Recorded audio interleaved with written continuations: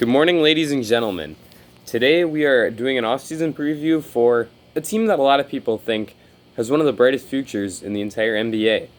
I'm not quite as high on this team as many people are, but I do see where the recipe for success is with this team. The team in question is the New Orleans Pelicans. They have one of the brightest shining young stars in the entire NBA right now in Zion Williamson, and they have some other decent young players, or even better than decent in Brandon Ingram's case, surrounding Williamson that can help propel this team into the upper tier of teams in the Western Conference in the near future. However, you can't exactly make a big playoff run without having a coach. I know that is contrary to what Kyrie Irving thinks because he says he doesn't need a coach, but you kind of do. So they need to figure that out before anything. I think that a good candidate for them would be Mike D'Antoni. I think that this team could be really good in a run and gun approach that we saw them take on a little bit under Alvin Gentry this past season. With Gentry being fired, depending on who they hire, there's a chance that they get away from that pace and space, 7 seconds or less type of offense. But I would like to see them bring in 7 seconds or less king Mike D'Antoni to help them to just continue to take a step on the offensive end of the floor. They have Lonzo Ball, who's one of the better transition guards in the entire NBA. Obviously, Zion is a fantastic finisher at the rim, and Lonzo and him seem to have established an excellent connection in Zion's rookie season. So that pace and space transition offense could be perfect for them, and Mike D'Antoni is the best at coaching that type of system. So he'd be a very good candidate for them, in my opinion. In the draft, this team is the 13th pick, and there are a few players I would really like for them to take with this pick. As we'll talk about later, I don't exactly view Lonzo Ball as the franchise point guard for this team, and I think that there is a reasonable argument to be made that he should be moved on from as their point guard in this offseason. And for his replacement, why not bring in Cairo Lewis from Alabama? Cairo is one of my favorite players in this entire draft due to the similarities he has to De'Aaron Fox as a very quick point guard who is a decent shooter, has a nice floater game, is a good passer, is a solid defender. The main question with him is his frame, but I am able to get around that because we've seen guys who are small in frame, similar to Lewis, guys like Mike Conley, succeed at the NBA level. And I do think that Lewis could reach that Mike Conley type of ceiling. So I have him rated very highly in my thoughts going into the draft, and if he falls into the Pelicans' lap at number 13, they should hop right onto the Cairo Lewis bandwagon and pick him up to be one of the better young point guards in the entire NBA. If Lewis isn't there or point guard is not the direction they want to go in, taking a wing such as Saddiq Bey, Isaac Okoro, or Aaron Nesmith could be a very good option for them. I'm not as high on Nesmith as I am on Bey and Okoro. However, Nesmith brings a really nice element to any team as a great shooter. And he played in a very NBA-similar system at Vanderbilt under Coach Jerry Stackhouse. And I think that he's going to be able to translate his shooting to the NBA very well due to his ability to move off the ball. And he is a knockdown shooter. He's one of the best shooters in this class. And the Pelicans could use some very nice floor spacing around their stars in Zion Williamson and Brandon Ingram. And bringing in a guy like Nesmith who can just be a knockdown shooter, kind of play a similar role to what J.J. Redick played this past season, he would be a very nice addition for them in the draft. On most teams, I would prefer Bey and Okoro, but not necessarily on this team due to their need for spacing. However, I certainly wouldn't be opposed to them taking Bey or Okoro because Bey is also a fantastic shooter, and Okoro would be a very nice value pick at number 13 due to a lot of people thinking that he has legitimate top 5 potential in this draft. Okoro does have a bit of an overlap with Williamson, so adding a player that is a little similar to your current best player might be frowned upon a little bit by this organization. However, Okoro at the 13th pick would be too good a value to pass up on. I really like Sadiq Bey, and he would bring a secondary playmaker to this offense at a forward position and could be a really nice bench guy for them moving forward. He also can shoot the ball quite a bit better than Okoro can, so that is the reason why I prefer Bey to Okoro. However, either one would be a good option for this team, and if they end up with any of Lewis, Bey, Okoro, or Nesmith, that would be a very nice draft. Otherwise, if they want to target one of the guard positions, guys like Tyrese Maxey and RJ Hampton could be excellent candidates. Hampton, we've seen shoot up draft boards after an apparent change in his shooting mechanics that has him looking like a much better shooter.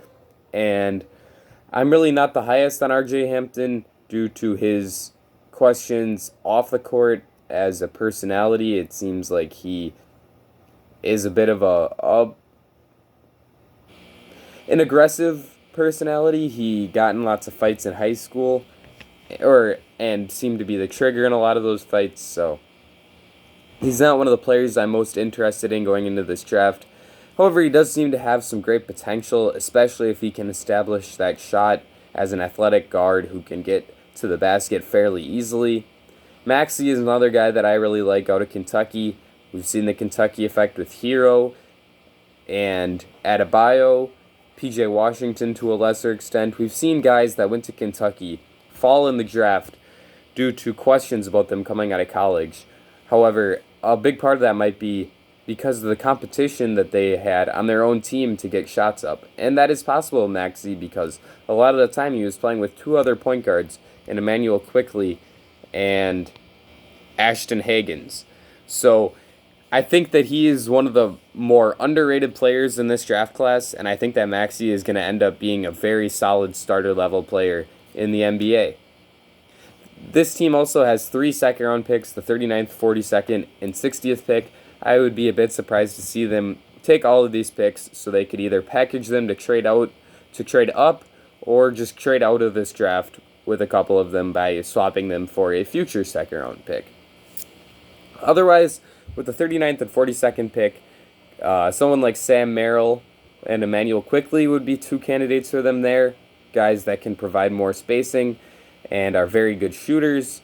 Guys that can also play the 1 or the 2, although more likely the 2 earlier in their career, and just provide some really nice floor spacing around Williamson. Otherwise, a defensive-minded guard like Skylar Mays could be the way to go. I really like Mays as a swingman type player, 2 or 3. He looks like a very switchable guy and a very plus defender out of LSU. And he could be a very good candidate for the Pelicans at 39 or 42. They also have the 60th pick, which usually when there's a team with a pick in this part of the draft, I say, oh well, who knows, this is a shot in the dark. But after watching more clips of this guy play, I do think that he is going to be an NBA rotational player. And if you have a pick in the 50s, or in this case the 60th pick, I think that Tyshawn Alexander is the way to go, and I think that a team that passes up on him with one of those late picks is going to be missing out because this guy appears to me to be a very NBA-type player as a guy who can play the guard spots and looks like a very good defender. The jump shot could improve, but I think that Alexander is going to be a solid role player in the NBA. This team also has lots of options on the trade market. The Drew Holiday trade has been talked about pretty much ever since Anthony Davis appeared to be out the door because this team is on a bit of a youth movement, and trading Holiday for some young players or good draft picks could be a very nice move for this team. Now, Holiday is a very good player, so if the goal for this team next year is to make the playoffs, moving on from him would not help with that goal. However, this team is built around a guy who is 20 in Zion. I think Lonzo is 22 and Brandon Ingram is 23. So Holiday is not exactly on their time frame for winning because he is already a 30-year-old guy, and they could fetch some very nice returns from him in the trade market. I think that he would certainly demand 2 to 3 assets, whether that's a rotation player, a young player, and a draft pick, or 2 young players and a draft pick, or a young player and 2 draft picks. I don't know exactly, but I think that they could fetch a very nice return from him. I am a Bucks fan, and I would not at all object to giving up Dante DiVincenzo, Eric Bledsoe, and our first-round pick from the Indiana Pacers for Jrue Holiday. I think that would be an excellent trade for the Bucks, and I'm sure there's lots of teams that would give up a similar package. I also think that this could be an offseason where we see Lonzo Ball get moved. I don't believe in Ball as a player moving forward. The free throw shooting is atrocious, but the three-point shooting is starting to come along, and he's a very good playmaker. However, a lot of that playmaking ability comes in transition and not so much in the half court, and I just think that he's not a good enough shooter. He's not a great scorer. His defense is spectacular, but I really think that you want a guy that can be a great playmaker in the half court as your point guard around Zion, and I'm not sure that Lonzo can be that guy. So I think that trading him is certainly a possibility and could open up that starting spot for a guy that you draft, someone like Cairo Lewis, RJ Hampton, Tyrese Maxey, Trey Jones, whoever that may be. Final guy who could get traded, and maybe is the most likely person to get traded on this roster, is JJ Redick. Redick has been a very nice veteran presence on this team, and I think that that is very valuable to them. And there's a very good chance that they keep him around for that sole reason, but I also think that they could trade him for a first-round pick, and that could be some very nice value for a guy that could walk on you next season. Lots of teams would be interested in adding him. As a Bucks fan, I certainly would be. Redick is a great shooter, and that is a very valuable commodity in the NBA. So I would not be surprised to see them trade Redick, especially due to his age and not exactly being a player who is going to be on this team when they are ready to be championship contenders. This team also has some interesting free agency decisions to make, although when I say interesting decisions, they're not exactly hard decisions. And that all starts with Brandon Ingram. They should re-sign him to the max. We saw him escalate into a borderline star. I guess he really is a star because he made the All-Star game this season. I think that Brandon Ingram is a really nice player. He's still very young. He still has room to grow, especially as a shooter off the dribble. And I think that locking him into a max contract could be excellent for them. And keeping him around for another 4 seasons, that's fantastic for the city of New Orleans because he is a legit all-star, and I think we're only going to see him continue to get better. They also have some veterans that are expiring contracts. Derek Favors, Etuan Moore, and Kenrich Williams, although Williams is a younger player, who I wasn't going to talk about here, but I've heard very, very good things about Kenrich from guys that I really trust in, like Sam Vecini from The Athletic and Zach Lowe for ESPN.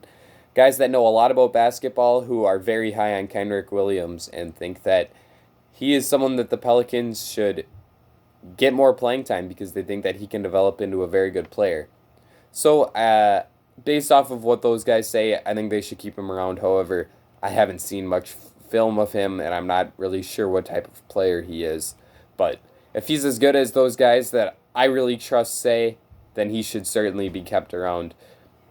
Moore is another guy that I think that they should try to re-sign due to his shooting ability to space the floor around Zion. That is key because Zion is not a great shooter. However, he is a monster going to the rim, and he's going to create a lot of open looks for his teammates, as we've seen LeBron James and Giannis Antetokounmpo do in years past. I think that Zion is that type of player, and he's going to draw a lot of extra help. Favors is another interesting one. I don't really think that he is the perfect center to play alongside Zion, but he is a good player. He just doesn't have a jump shot, and that is very, very questionable when you're partnering him alongside a guy like Zion. He just showed a complete inability to score during the bubble, and that is a problem. I think that for that reason, someone like Mason Plumlee, who can be a nice shot creator and playmaker at the center position, could be a nice target for this team. I also think that Serge Ibaka could be the perfect center fit alongside Zion as a guy who can space the floor, shoot the ball, play good defense as a rim protector. I would really like to see the Pelicans go out and make a run at Ibaka because he could be a perfect fit on this roster, and you could slot him right into that front court alongside Zion. That's one of my favorite free agency ideas, and I'd love to see this team sign Serge. I also think that just bringing in vets like Serge Ibaka to set a culture similar to what we saw them do in bringing in J.J. Redick last season could be very key. We've seen how important culture is in the NBA, as we've seen teams like Philadelphia flame out because their young stars had not established whatever it is, that type of culture to work hard and really want it. We've seen Joel Embiid constantly be out of shape and not have that drive to win during the regular season that we see from most of the stars in the NBA. And I think that there is potential that Zion could go down that same road based off of a lot of what we saw from him in those seeding games. So they need to bring in some veterans that are going to be good with Zion and let him know that in the NBA, it takes a lot of hard work to be a successful player. So that is a big reason why I say that a guy like Serge Ibaka could be perfect. And a reason why, after hearing myself talk about it, I think that they actually should hang on to J.J. Redick and not trade him. And maybe they should hang on to Drew Holiday too, but I think that Holiday just has enough value that you'd want to get rid of him. And he has much more value than Redick. Finally, to sum it all up, this team has a very nice young core in Zion and Brandon Ingram. And they have some other very good surrounding players in guys like Drew Holiday, J.J. Redick, Etuan Moore, Josh Hart, and some other intriguing young players such as Jackson Hayes and Nickeil Alexander-Walker. There are some very nice moves that could be made by this team in this offseason to continue to escalate this rebuild and make them a playoff team next year. If I were a betting man, I would not put any money on this team making the playoffs next year due to the uncertainty about Zion's ability to stay healthy and the uncertainty on whether or not they will be retaining their veterans like Holiday and Redick.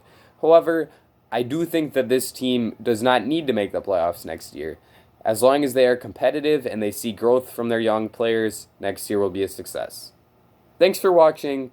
I hope that you enjoyed. If you did, leave a like and subscribe. Leave a comment in the comment section down below on what you thought of this video. That's it for me. Ladies and gentlemen, I will see you all again very soon.